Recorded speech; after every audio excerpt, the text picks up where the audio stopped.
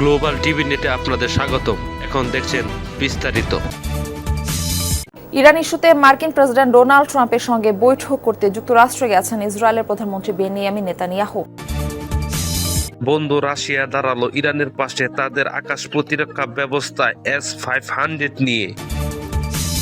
Putin তার প্রতিটা কাজ চুপচাপ করতেই হয়তোবা বেশি পছন্দ করে। ঠিক তেমনি একটি খবর ছড়িয়ে পড়েছে মস্কো থেকে। রাশিয়া নাকি প্রকাশ্যের সামনে এনেছে তাদের নতুন প্রজন্মের মেগাসনিক মিসাইল, যার নাম S-500। রাশিয়া আগে কখনো এটাকে খোলাখুলিভাবে সামনে আনেননি, আর তাই তো খবরটা ছড়িয়ে পড়ার সাথে সাথে বিশ্ব নড়ে চড়ে বসেছে।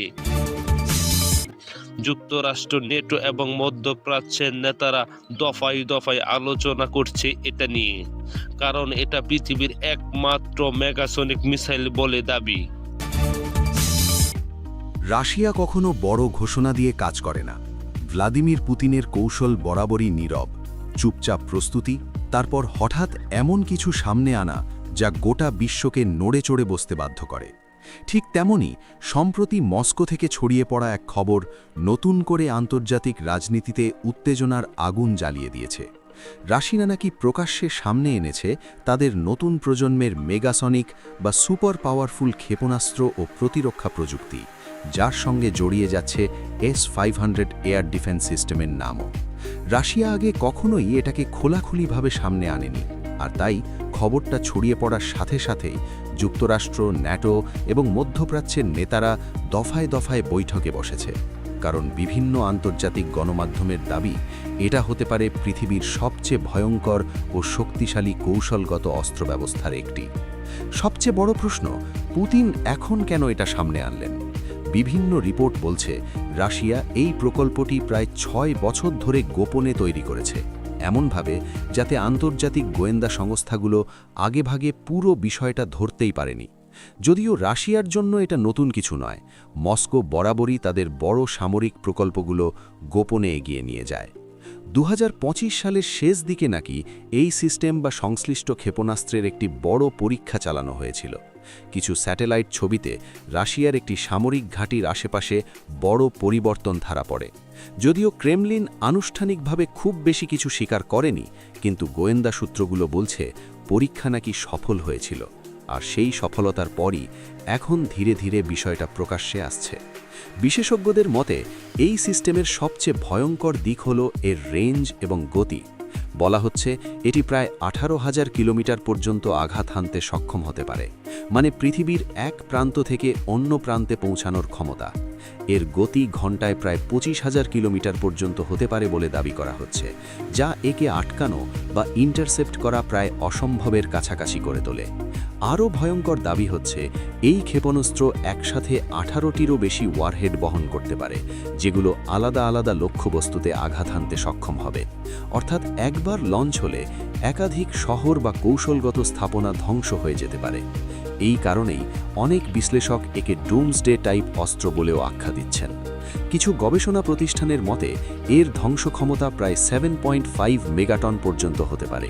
তুলনা করলে দেখা যায় হিরোশিমার ওপর ফেলা বোমা ছিল মাত্র 15 কিলোটন। সেই হিসেবে এটি কয়েকশো গুণ বেশি শক্তিশালী হতে পারে। আরেকটি চাঞ্চল্যকর আলোচনা হচ্ছে এই মিসাইল বা সিস্টেমের ডিজাইন নাকি অনেকটা উত্তর কোরিয়ার হোয়াসং 20 ক্ষেপণাস্ত্রের মতো। শুধু বাইরের গঠন নয়, কিছু প্রযুক্তিগত বৈশিষ্ট্যের দিক থেকেও মিল আছে বলে দাবি করা হচ্ছে। এতে জল্পনা শুরু হয়েছে রাশিয়া আর উত্তর কোরিয়ার মধ্যে কি নীরব কোনো প্রযুক্তিগত সহযোগিতা চলছে। যদিও রাশিয়া বা পিয়ংইয়ং কেউই আনুষ্ঠানিকভাবে কিছু বলেনি, কিন্তু আন্তর্জাতিক বিশ্লেষকদের একাংশ মনে করছেন এটা হয়তো কাকতালীয় নয়, বিশেষ করে এমন এক সময় যখন উত্তর কোরিয়া নিজেও একের পর এক ক্ষেপণাস্ত্র পরীক্ষা করে বিশ্বকে বার্তা দিচ্ছে। এই পুরো সমীকরণের সবচেয়ে সংবেদনশীল জায়গাটা হলো ইরান। বিভিন্ন পর্যবেক্ষকের মতে রাশিয়া ইতোমধ্যেই ইরানকে সামরিক ও প্রযুক্তিগত সহায়তা দিচ্ছে। যুদ্ধবিমান, ড্রোন এবং অন্যান্য প্রতিরক্ষা প্রযুক্তি নিয়ে আলোচনা আগেও হয়েছে। এখন যদি সত্যি S-500 বা এর মতো উন্নত সিস্টেম ইরানের হাতে যায়, তাহলে মধ্যপ্রাচ্যের শক্তির ভারসাম্য একেবারে বদলে যেতে পারে। ইরান এমনিতেই হরমুজ প্রণালী নিয়ে কঠোর অবস্থানে আছে। এই প্রণালী দিয়ে বিশ্বের বিশাল অংশের তেল পরিবহন হয়।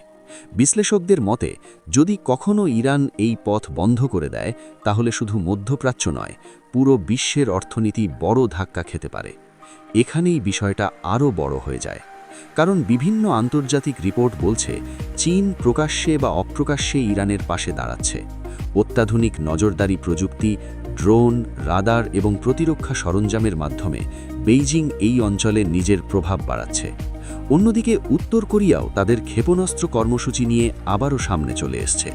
অনেকের ধারণা উত্তর কোরিয়া এই উত্তেজনাকে কাজে লাগিয়ে নিজেদের প্রযুক্তি ও শক্তি প্রদর্শন করতে চাইছে।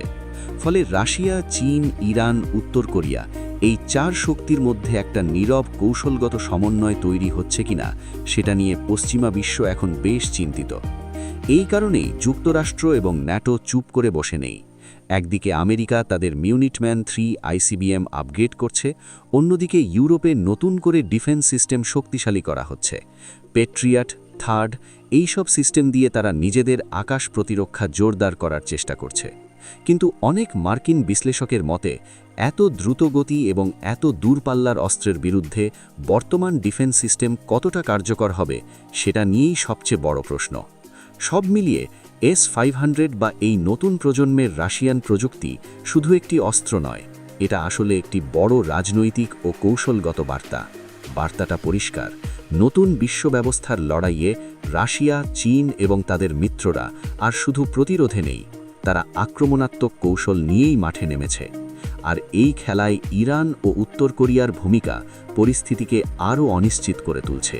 প্রশ্ন একটাই, কি শেষ পর্যন্ত এই উত্তেজনা শুধু কূটনৈতিক চাপেই সীমাবদ্ধ থাকবে, নাকি বিশ্ব আরও বড় কোনো সংঘাতের দিকে এগোচ্ছে?